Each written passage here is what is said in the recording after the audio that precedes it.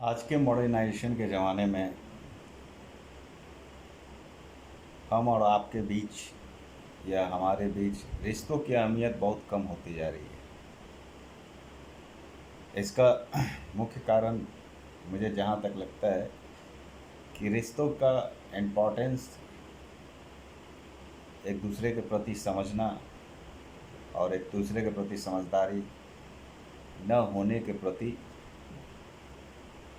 न होने के कारण ऐसा होता है। अब कोई भी रिश्ता, इस दुनिया में हर रिश्ता इम्पोर्टेंस होता है और हर रिश्ते का एक खासियत होता है। देखा जाए तो इस संसार में सब बिज़ी हैं, व्यस्त हैं अपने अपने कामों में, और इतने व्यस्त हैं कि किसी भी रिश्ते को एक समय देना नील का पत्थर साबित करने के बराबर होता है। जो लोग कहते हैं कि हमारे पास टाइम नहीं है या मैं काफ़ी व्यस्त चल रहा हूँ या बिज़ी रहते हैं, इसलिए हम आपको फ़ोन नहीं कर पाते या मिल नहीं पाते, कुछ हद तक ये बातें सही हो सकती है, लेकिन पूर्ण रूप से ये बातें सही नहीं हैं। इसका कारण ये है कि हम लोग कहीं न कहीं कुछ रिश्तों में एक दायरा सेट कर देते हैं, प्रायोरिटी, कि कौन रिश्ता प्रायोरिटी बेसिस पे है, कि हम किसको प्रायोरिटी दे रहे हैं। हम जिसको प्रायोरिटी, यानी हमें जिससे लगाव होगा, हमें जिससे स्वार्थ होगा, या हम जिसके बारे में सोचते हैं, उन रिश्तों का ही इम्पोर्टेंस हमारे दिल दिमाग पे रहता है, हमारे जीवन पे रहता है, और उनको ही याद करते हैं, उनको ही पल पल खोजते हैं।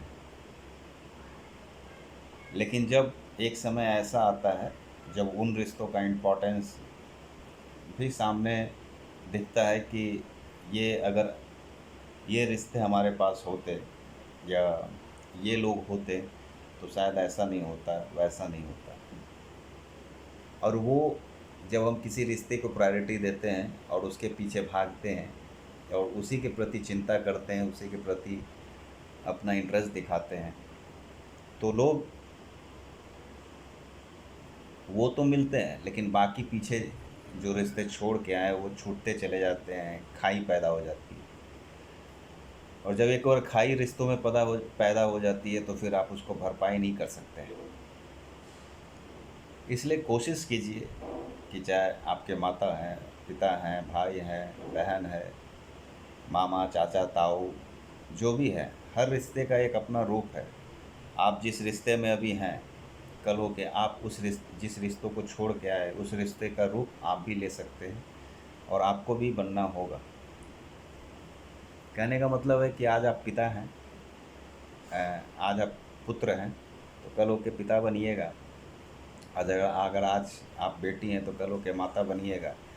तो जिस तरह आप अपने माता पिता से व्यवहार करते हैं या सोच रखते हैं अपने बिजी टाइम में, हो सकता है कल वही सोच आपके बच्चे आने वाले समय में रखें।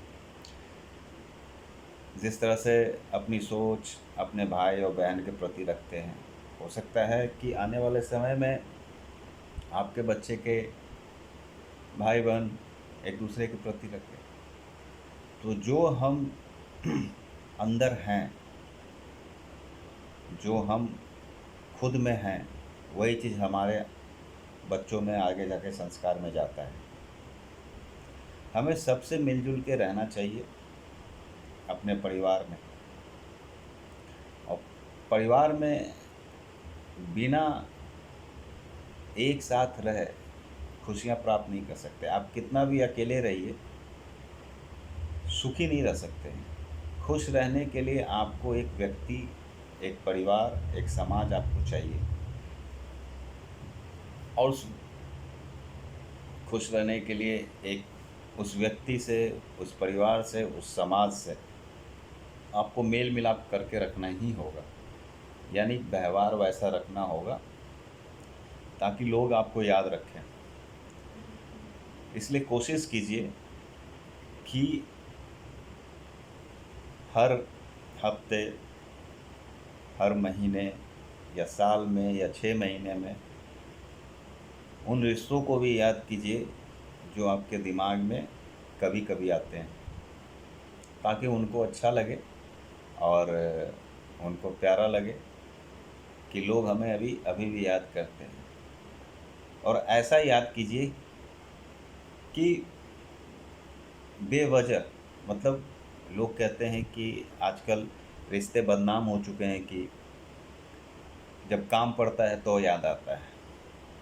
लोग ये कहने पे मजबूर हो जाते हैं, ऐसा इसलिए कि ऐसा ही अक्सर होता है, क्योंकि कोई चीज़ काम याद आता है तभी कोई रिश्ते याद आते हैं। ऐसा हम लोग का स्वभाव बन चुका है। तो इस स्वभाव को तोड़ना होगा, तभी हर रिश्ते एक दूसरे को इज्जत देंगे, सम्मान देंगे और प्रेम भी देंगे। और रिश्ते से बढ़ के कुछ नहीं है।